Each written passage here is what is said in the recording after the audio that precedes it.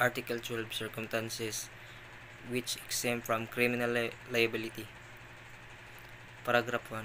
An imbecile or an insane person, unless shall be latter has acted during lucid interval when the imbecile or insane person has committed an act which the law defines as a felony, the court shall order of confinement in one of the hospital or asylums established of a person thus afflicted, which shall cannot be permitted to live without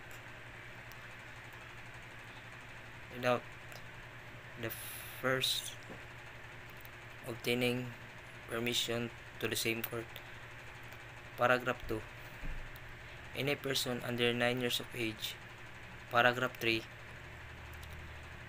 Any person over 9 years of age and under 15, unless he acted with discriminate, in which case such minor shall be proceeded against in accordance with provision of this Article 80 of this Code. When such the minor is adjudged to be criminally irresponsible, the court to conformity with the provision of this and preceding general, who shall commit him to care and custody of his family, who shall be charged with his surveillance and education. Otherwise, he shall be committed to the care of some institution or person mentioned in Article 80. Paragraph 4. Any person who, while performing lawful act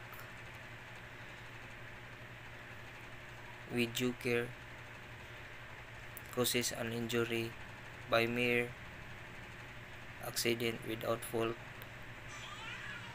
or intention causing it. Paragraph 5. Any person who acts under the compulsion, irresistible force. Paragraph 6. Any person who acts under the impulse of an uncontrollable fear of unequal by greater injury. Paragraph 7. Any person who fail to perform an act required by law when prevented by some lawful insuperable cause